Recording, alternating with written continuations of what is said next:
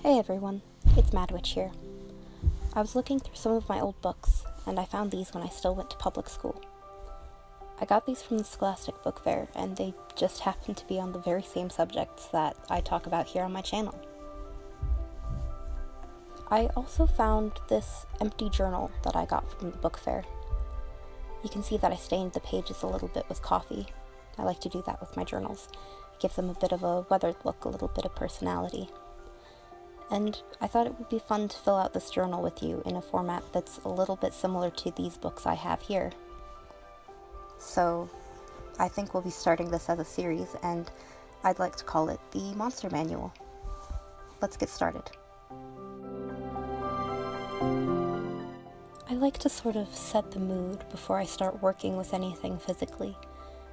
Anything that I'm gonna write or draw, I like to have a little fire just because it's a little comforting to have, like a little friend. When I start writing in new journals like this, I usually get scared that I'm gonna mess up and ruin the whole thing. And yes, you could rip out a page, but that's not something I like to do.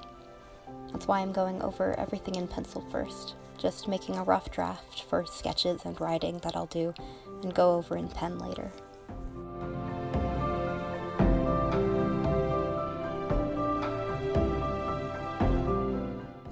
Today's entry that we're talking about is something that's very close to my heart, and it is the legend of mermaids and sirens, just a little bit of information about them.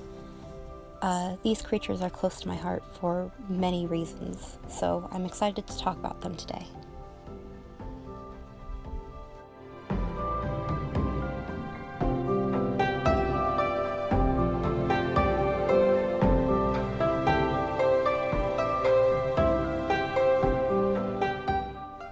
Merfolk are generally found in the northeastern hemisphere. Their legend originated from Greek lore, where they were originally depicted as half-bird, half-person. But Christianity changed that narrative, and they became the half-fish, half-person that we know today. Merfolk, or sirens, are generally the size of an average person, but it's been reported that some species can grow up to 2,000 feet.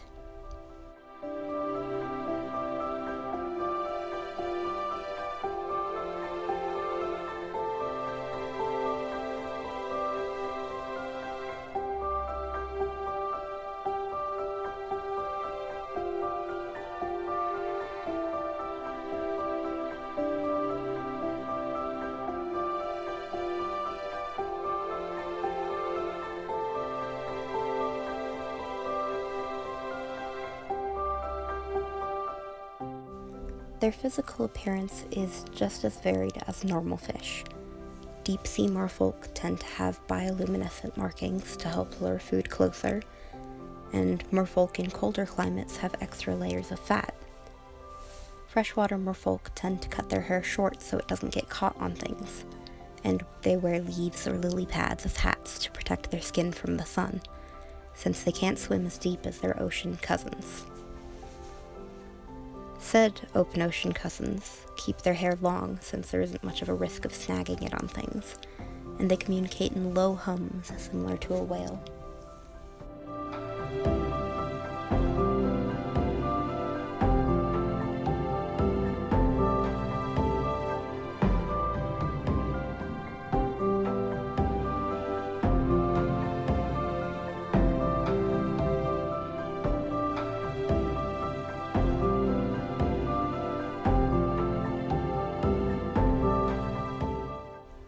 Merfolk are nearly always considered to be bad omens, especially to sailors. They're warnings of great disaster, often in the form of storms. Now, it's debatable on if sirens or mermaids are warning the sailors of storms, or if they're bringing the storms themselves. Sirens, however, specifically will cause disaster by casting a spell with their voice, luring both men and women to the sea to drown.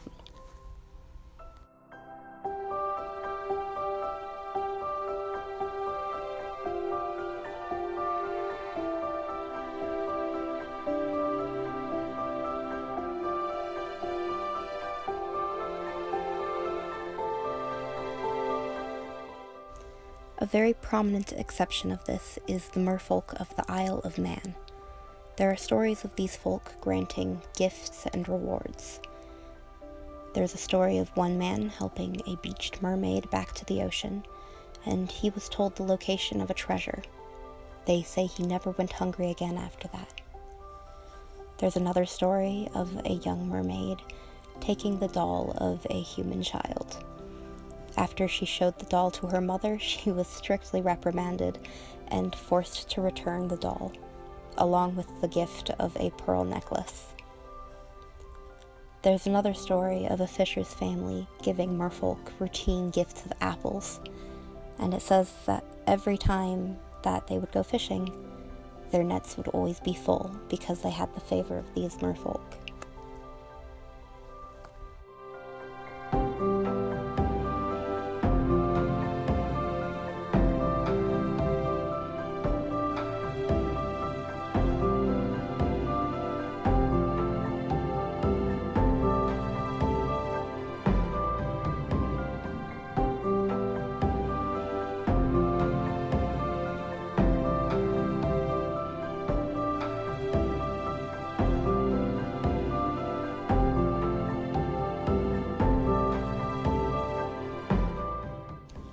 However rare it is to see a mermaid or siren, it's even rarer to see a merman, only because they seem to prefer the depths of the ocean.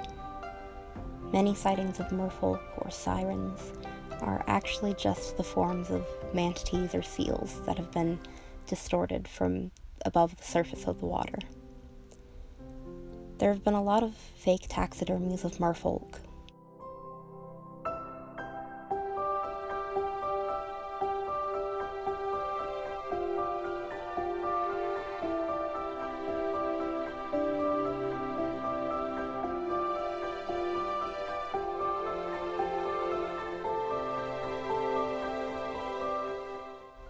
One of the most popular being by a Mr. P.T. Barnum. It was a sad image of the upper half of a monkey being sewn to the bottom half of a fish. However, we know for a fact that all these taxidermies are fake because Merfolk and Sirens happen to turn into sea foam when they pass away.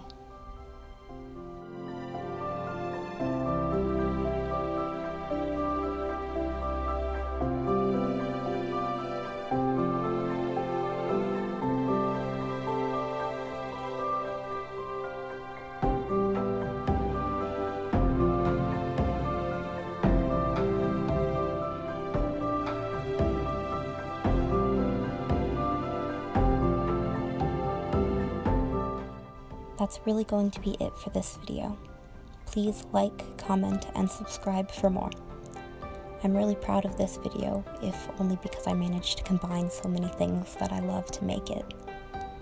I hope this was a calming little break in your day, and I look forward to filling out more of this journal with you. This is Mad Witch, signing out. Until next time, keep it spooky.